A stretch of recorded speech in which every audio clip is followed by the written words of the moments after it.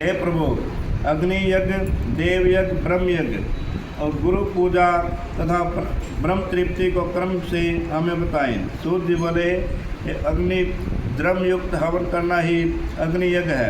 हे ब्राह्मण, वह अग्नि यज्ञ कोई प्रकार का होता है। एक तो वह जो समेधा अग्नि में हवन की जाती है, दूसरी ब्रह्मचार्य अग्नि जिसमें ब्रह्मादि का बाहुल्य होता है, उस तक विवाह नहीं होता, तब तक ब्रह्मचारी है। जब विवाह हो जाता है तो दो सम्यग्नि यज्ञ करें। परंतु जिन महापुरुषों ने अपनी आत्मा में ही अग्नि अग्रोपण की हो और वनवासी हो, ऐसे पतियों के लिए समय पर थोड़ा हितकार भोजन कर लेना है। अग्निहोत्र है तो विवाह के समय से अग्नि स्थापना को सदैव सुरक्षित रखना योग्य है। उसे कुंड या बगंड में रखे, जो कि सर्वदा सुरक्षित रहते हैं, और न बुझे ऐसी अग्नि जल समन अग्नि कहलाती है। हे ब्राह्मणों, सायंकाल को अग्नि आहुति ये संपत्ति बढ़ाती है और प्रातःकाल की अग्नि आहुति से आयु बढ़ती है, तथा दिन में इंद्र आदि सब देवताओं की उदय से अग्नि को जो आहुति दी जाती है वह अग्नि एक देवता यज्ञ कहलाता है। और ब्राह्मण और देवताओं की तृप्ति के लिए एक बार यज्ञ करें, से समय वेद का ध्यान करें। हे ब्राह्मणों, अब एक और आदर्श सुनो।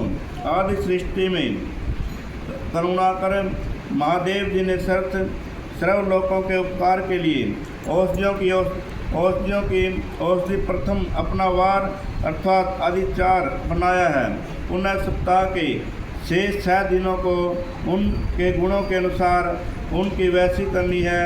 उन्होंने प्रत्येक दिन का उसका देवता और उसका फल नियत किया है, जिससे आरोग्य, संपत्ति, व्याधि आदि नाश, पुष्टि,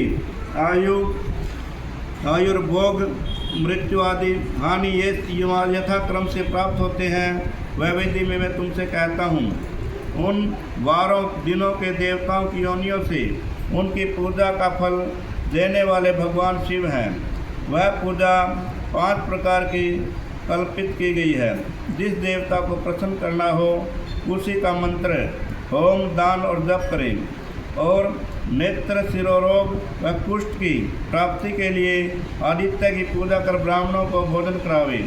और 3 महीने का या 3 वर्ष अथवा इससे भी अधिक पूजा करें। यदि प्रारब्ध प्रबल हुआ तो गण आदि रोग नष्ट हो जाएंगे, इनमें संदेह नहीं है। पापों की शांति के लिए रविवार के दिन की पूजा उत्तम होती है, जिसमें जप आदि से इष्ट देवता प्रसन्न होते हैं। और लक्ष्मी के लिए सोमवार को लक्ष्मी की पूजा करें। रोग शांति के लिए मंगलवार उत्तम है और इस दिन काली आदि का भजन पूजन करना चाहिए। उर्द, मूंग आदि 4 शेर देकर ब्राह्मणों को भोजन करावे।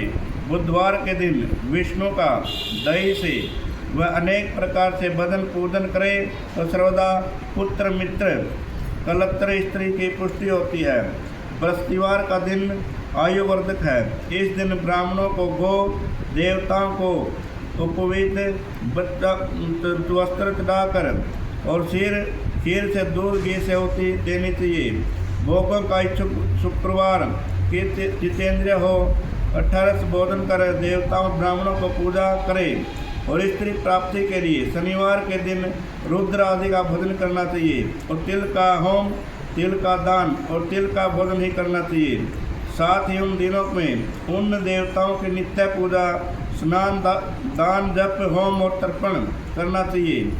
देश काल में पात्र का विचार कर जो श्रद्धा सहित इन वारों के नियम का पालन करता है, उसे देवासन द्वारा सब कुछ प्राप्त हो जाता है। और ब्राह्मणों को मंत्र पूर्वक सूत्रों को वस्त्र विधि से पूजन करना चाहिए।